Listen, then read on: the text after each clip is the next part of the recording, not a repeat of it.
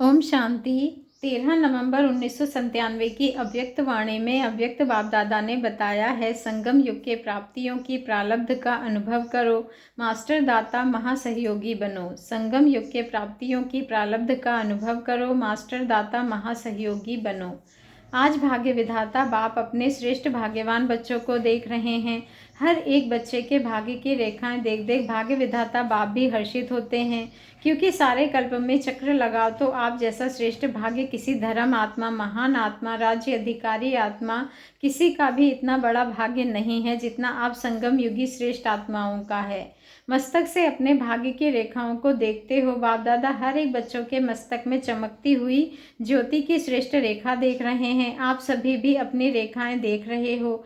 नैनों में देखो तो स्नेह और शक्ति की रेखाएं स्पष्ट है। मुख में देखो मधुर श्रेष्ठ वाणी की रेखाएं चमक रही है। होठों पर देखो रूहानी मुस्कान, रूहानी खुशी की झलक की रेखा दिखाई दे रही है। हृदय में देखो व दिल में देखो तो दिलाराम के लब में लवलीन रहने की रेखा स्पष्ट है। हाथों में देखो, दोनों ही हाथ सर्व खजानों से संपन्न होने की रेखा देखो। पांवों में देखो, हर पांव में पद्म की प्राप्ति की रेखा स्पष्ट है। कितना बड़ा भाग्य है। भाग्य विधाता बाप ने हर एक बच्चे को पुरुषार्थ से, श्रेष्ठ कर्मों की कलम से यह सब रेखाएं खींचने की खुली दिल से खुली छुट्टी दे दी है। जितनी लंबी लकीर खींचना चाहो उतनी लंबी लकीर खींच सकते हो, लेकिन समय के अंदर।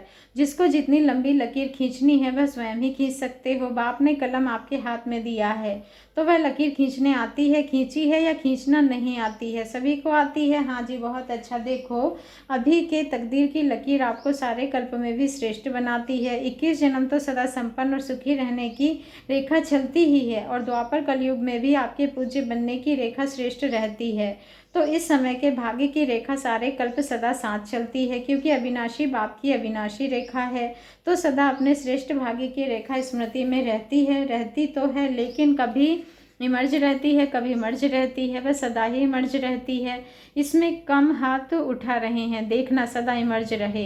इमर्ज रहने की निशानी है कि पुरानी स्मृतियाँ, पुराने संस्कार की रेखाएं मर्ज हो जाती हैं।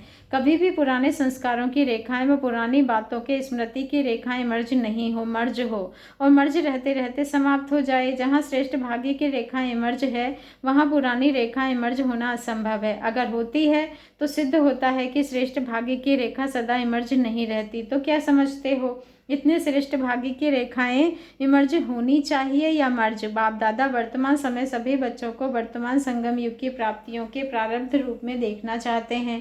पुरुषार्थ बहुत समय किया, अभी पुरुषार्थ स्वतः चले, मेहनत वाला पुरुषार्थ नहीं।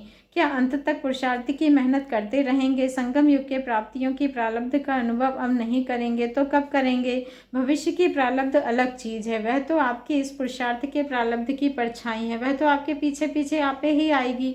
लेकिन विशेष बात है इस समय के प्रारब्ध प्राप्त करने की। ऐसे नहीं कोई पूछता है कैसे हैं, क्या हाल चाल है, तो अभी यह नहीं कहते रहो कि पुरुषार्थ चल रहा है। पुरुषार्थ तो है, लेकिन पुरुषार्थ के प्रारब्ध अभी अनुभव करो। वह प्रारब्ध है सर्वशक्ति संपन्न, सर्व ज्ञान संपन्न, सर्व विघ्न विनाशक मूर्त। यह अभी की प्रारब्ध भविष्य में स्वतः ही प्राप्त होगी। जैसे भविष्य में से प्रारब्ध है, पुरुषार्थ नहीं है, पुरुषार्थ समाप्त है, ऐसे अभी बाकी रहे हुए समय में प्रारब्ध स्वरूप का विशेष अनुभव करो। जब प्रारब्ध कहते हैं तो पुरुषार्थ की ही प्रारब्ध होती है। पुरुषार्थ किया है, उस पुरुषार्थ अनुसार ही प्रारब्ध का अनुभव कर सकते हैं। लेकिन बाप दादा बच्चों से क्या चाहते हैं? पूछते हैं ना बाप दादा हमसे क्या चाहते हैं, तो बाप दादा यही चाहते हैं कि अब थोड़े समय के लिए पुरुषार्थ के प्रारब्ध स्वरूप बन जाओ। बन सकते हो कि पुरुषार्थ की मेहनत अच्छी लगती है, प्रारब्ध वाले बनेंगे। अभी पुरुषार्थ कर रहा हूँ, पुरुषार्थ हो जाएगा, करके दिखाएंगे। यह शब्द समाप्त हो, करके दिखाएं। क्या दिखाओ और कब दिखाएंगे? क्या विनाश के समय दिखाएंगे? इसकी बहुत सहज विधि है कि अब मास्टर दाता बनो। बाप से लिया है और लेते भी रहो, लेकिन आत्माओं से लेने की भावना नहीं रखो।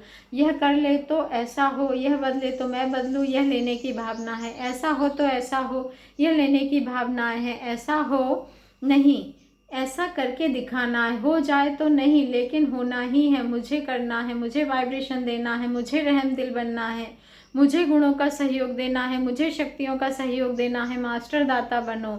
लेना है तो एक बाप से लो, अगर और आत्माओं से भी मिलता है तो बाप का दिया हुआ ही मिलेगा। तो दाता बन, फ्राकदिल बनो, देते रहो। देना आता है या सिर्फ लेने आता है? अब तो जमा किया है वह दो, आपस में ब्राह्मण आत्माएं भी मास्टर दाता बनो। और दे तो मैं दूं, नहीं मुझे देना है। खजाना है आपके पास भरपूर, बाबा कहते हैं भरपूर है, गुणों से भरपूर है, शक्तियों से भरपूर है तो देते क्यों नहीं हो? आपने अपने लिए छिपा कर रखा है क्या? जब खजानों से भरपूर हो तो देते जाओ। यह क्यों करता है, यह क्यों कहता है, यह सोच नहीं करो। रहमदिल बन, अपने गुणों का, अपनी शक्तियों का सहयोग दो। इसको कहा जाता है मास्टर दाता, महासहयोगी। सहयोगी भी नहीं, महासहयोगी बनो, महादाता बनो। तो समझा बाप दादा क्या चाहता है? बाप दादा अभी तक बच्चों के पुरुषार्थ की मेहनत देख नहीं सकते। डायमंड जुबली समाप्त हुई और डायमंड अभी तक बेदाग बनने के पुरुषार्थ में लगे हुए हैं। डायमंड जुबली अर्थात हर ब्राह्मण आत्मा डायमंड समान चमकता रहे। आप सोचेंगे कि डायमंड जुबली हमारी तो थी नहीं, वह तो दादियों की हुई। आपकी हुई या दादियों की हुई? किसकी हुई? यज्ञ के स्थापना के कार्य की डायमंड जुबली, सिर्फ दादियों की नहीं, स्थापना के कार्य की डायमंड जुबली। तो आप सभी चाहे 2 साल के हो, चाहे 12 साल के हो, चाहे 50 के हो, लेकिन स्थापना के कार्य के निमित्त तो होना या नहीं? निमित्त हो। ब्राह्मण माना ही ब्रह्मा बाप के समान, ब्रह्मा बाप के साथ स्थापना के कार्य के निमित्त आत्मा, वही ब्रह्मा कुमार या ब्रह्मा कुमारी कहला सकते हैं। तो ब्रह्मा कुमार कुमारी सभी हो या पुरुषार्थी कुमार कुमारी हो, क्या हो?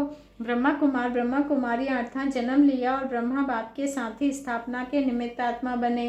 तो ऐसे नहीं सोचना हम तो अभी नए हैं, हम तो अभी छोटे हैं, लेकिन समय के अनुसार जब समय समाप्ति के नज़दीक है तो छोटों को, नयों को इतना ही तीव्र पुरुषार्थ करना ही है। अगर ब्राह्मण है तो, अगर क्षत्रिय है तो छुट्टी है, लेकिन ब्राह्मण है तो ब्राह्मण सो देवता कहा जाता है, क्षत्रिय सो देवता नहीं। तो ब्राह्मण आत्माओं को स्थापना के निमित्त बनना ही है ही निमित्त। इसलिए अभी मास्टर दाता बनो, दान नहीं करो लेकिन सहयोग दो। ब्राह्मण ब्राह्मण को दान नहीं कर सकता, सहयोग दे सकता है।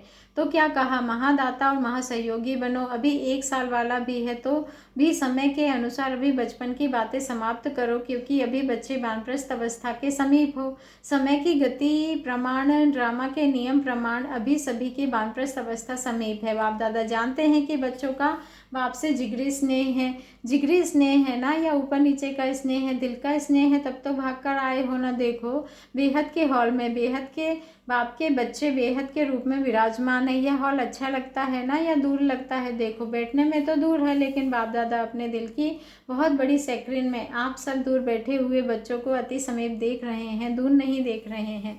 बाप दादा के दिल की स्क्रीन बहुत बड़ी है, अभी तक साइंस वालों ने भी नहीं निकाली है, इसीलिए आप दूर नहीं बैठे हो, बाप दादा के दिल में बैठे हो। ऐसे समझते हो कुर्सी पर बैठे हो या दरी पर बैठे हो या दिल में बैठे हो। दृश्य तो बहुत अच्छा सुंदर लग रहा है, फुल पीछे तक भरा हुआ है या कुछ खाली है? बाप दादा देख रहे हैं पीछे थोड़ा खाली है। देखो आप लोगों को बाप दादा ने काम दिया था, आप भूल गए होंगे, लेकिन बाप दादा को याद है कौन सा काम दिया था? क्रोध मुक्त का। आज वह नहीं पूछेंगे, पहला चांस है ना, तो आज क्रोध मुक्त का पूछेंगे तो दिल शिकस्त हो जाएंगे। बाप दादा को रिजल्ट पता है, पूछेंगे आप लोगों से भी, वहाँ से रिजल्ट मंगाएंगे। आज छोड़ देते हैं तो काम किया था ना, 9 लाख तैयार करके दिखाओ, याद है?